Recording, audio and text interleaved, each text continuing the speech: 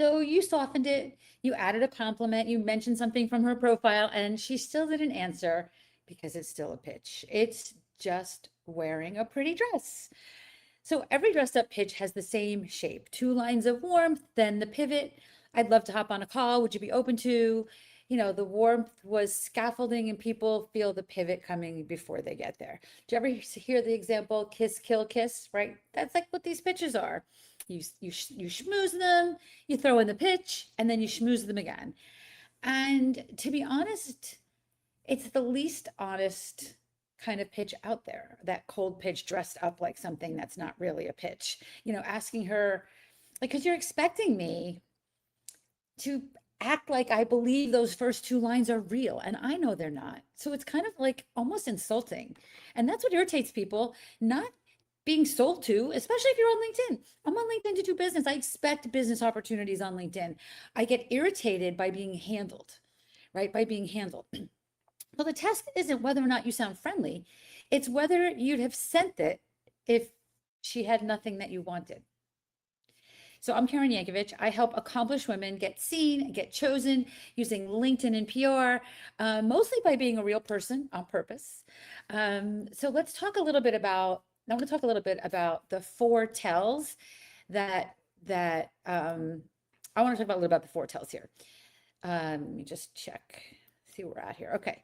So the first tell is if it's a compliment that could go to anyone. Love your content. Great point. It's a form letter with her name pasted in it, right? Like, come on, we could do better. Like, why are you even doing that? Like, people say they don't want to, they don't have time to dive in to each, to send less messages with more depth, but sending a love your post to anybody or DM to anybody is a complete waste of your time. Even if it took 2 seconds, it's two completely wasted seconds. So the first tell that it's like a pitch in a party dress is that if it's a compliment that could go to anyone. The second tell is the pivot word. So anyway, which is why, right? Like, so watch how often you send things with these kinds of pivot words in them. Does that make sense? Like, if your paragraph is opening with, anyway, let me tell you about blah, blah, blah, right? So that's the second tell. The third tell is that it's an ask disguised as a question. Would you be open to a quick chat? This isn't a question, it's a request, but it's just got a question mark at the end of it, right? It's got punctuation. It's got a it's only a question by technical punctuation standards, right? It's an ask. It's an ask. So please don't ask me questions that are real. That's really an ask. Don't make it sound like a question. It's a request. Just make your request. I'd love to have a quick chat with you, right? Something like that. If and then here's the fourth tell, the unearned we. I think we could do great things together. You've met once in a notification. There's no we here. Okay. You might want to say something like, I can see some, I see possible collaboration opportunities, right? Like, you could say something like that because that intrigues me. I'm like, oh, wait, tell me more about that, right? But, we should do this or that. Excuse me, I don't know you. There's no we here, right? So none of these are rude, right? The compliment that could go to anyone, the pivot word, the ask disguised as a question, or the unearned we. They're not rude. That's the problem. They're polite, and we've been taught to be polite. So we feel like we feel like it's okay to use them, and nobody answers them, but nobody really tells you why they didn't answer because you were polite, right? They're just useless. And they honestly position you as a rookie. They position you as a rookie. If you really want to step into your next chapter with authority and with massive, big, fat, juicy opportunities in front of you, you have to stop acting like a rookie. And these are rookie mistakes. So if you're new, I'm Karen Yankovich. This is category of one. I'm here every day at 9 a.m. Eastern, 15 minutes through December 18th. I just decided I wanted to do this. So this is been a lot of fun for me. I hope you're enjoying these. Monday, we talk about your profile. Tuesday, we talk about stages and press. Wednesday, today, we talk about outreach. Thursday, a daily practice, a daily ritual. Friday, getting chosen. Saturday, answering one question. And Sunday, we talk about how to prepare your week ahead. And I know many of you are watching this later on the replay, and that's how I built this. So comment below. I answer every single one of them, hopefully on the same day that you ask it. I'm happy to jump into this. If you're here live, please jump into the conversation. I'd love to have you. I'm live on LinkedIn and I'm live on YouTube. So let's talk. So I told you a little bit about what the tells are, that it's a pitch. Let's talk about what like an honest DM looks like. I said I don't want you to be a rookie. Well, here's what an expert looks like. An expert can send a message that has no ask, not even a soft ask, none. The entire job of message one is to earn message two. And if you're not desperate or just spamming people or a rookie, you're cool with waiting for message two to start the conversation, right? So message one, no ask, okay? Specific beats warm. Your episode 340 point about pricing was fire. I love this. I love that. It outperforms any love this adjective, right? Give me a specific thing that made you want to message me, that made you want to connect with me, something very specific. This is again what an expert does, not a rookie does. Give me specificity. The third thing that you can be doing that positions you and earns the follow-up DM is a give with no hook in it, a connection, a resource, a real reaction, and then stop talking. Stop talking. Okay. Your episode 340 point about pricing was so good. Just FYI, I shared it with, and then if you're on LinkedIn, tag them at Mary. She talks about this all the time. And I think you two should know each other. Thanks so much for the work you do. Stop talking, right? A give with no hook. Do you see the difference between these and the tells I talked about earlier? And then what do you do after those things? A message one that has no ask, a specific comment in your message, something that beats a warm, nice, polite, fuzzy thing, a give with no hook on it. You know what you do next? You wait. You wait.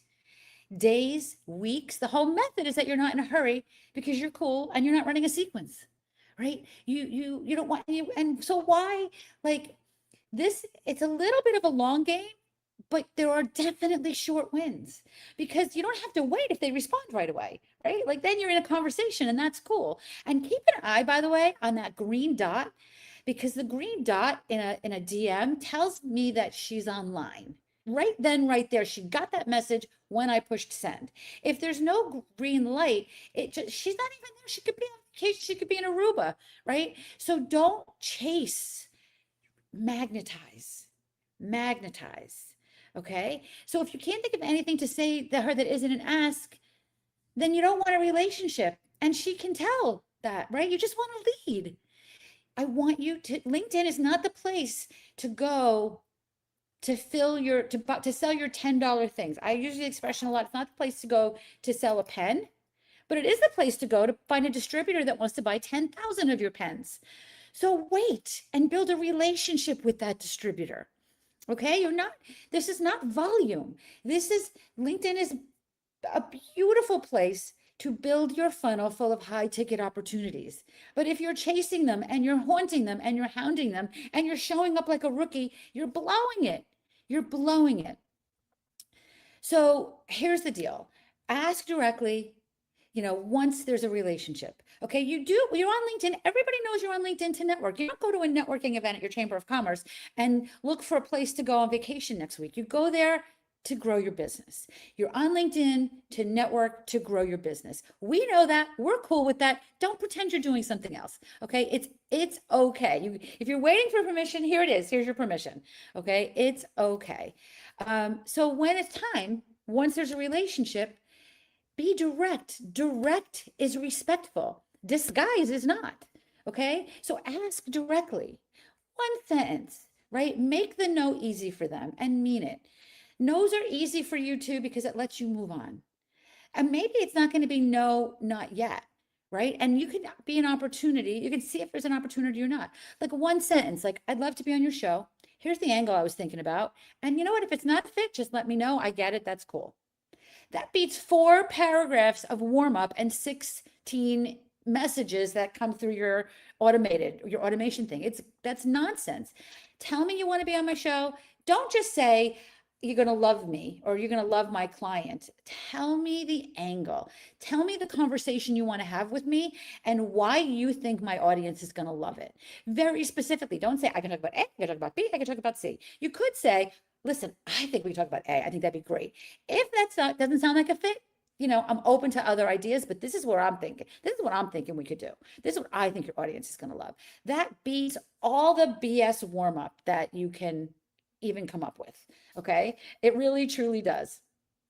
And I want that for you. I want you to land these big, giant, juicy opportunities. You might have heard me say this a few times in this series. I want there to be more wealthy women in the world. I believe that women's voices are being silenced. And I think that we need to do everything we can to get our voices out there. And you know what helps with that? More money, right? I want you to make more money. And this is how you do that. Stop being a rookie, start being a pro. So here's what I want you to do. Open up your sent messages, find the last one you sent to someone you wanted something from, and find the pivot, right? And let me know what your pivot word is. Like, come back and tell me, because I want to know. Mine used to be, anyway, here's what we, so here's what I was thinking. Like, don't use those pivot words anymore. If you just got here, I'm Karen Yankovich. This is category of 1. I'm here every day at 9 a.m. Eastern, and I have something for you. Let me share this on my screen. You can check it out at this little fancy little QR code that I created for you. September 16th, 17th, and 18th, 2026. I'm running category of 1, the 3-day LinkedIn profile intensive. It's completely free. It's live. We're going to be together for 3 days because all this strategy that I am working with you on, it works better when we're pointing it to a profile that makes you look like this absolute flippin' rock star expert, right? So I'm going to talk to you about this strategy, but I want to make sure as you move into Q4 2026, or wherever you're watching this, you are doing it from a place of strength, and that's your LinkedIn profile. So I'm doing this for free, September 16th, 17th, and 18th. 3-day LinkedIn profile intensive. We're going to rebuild your profile together. Registration is open right now at KarenYankovich.com/free intensive. KarenYankovich.com/free intensive, or you can scan the QR code, or it's also in the description of this fancy little video here I'm doing here. Again, KarenYankovich.com/free intensive. So come join me. So here we go. Yesterday we talked about your calendar. Today we talked about what not to send. Tomorrow we're going to talk about what to post when you don't love posting. This is it. We are 2 solid weeks into this. This is day 14. We're doing 2 weeks. I'll see you tomorrow morning at 9 a.m. Eastern. Thanks for hanging with me here.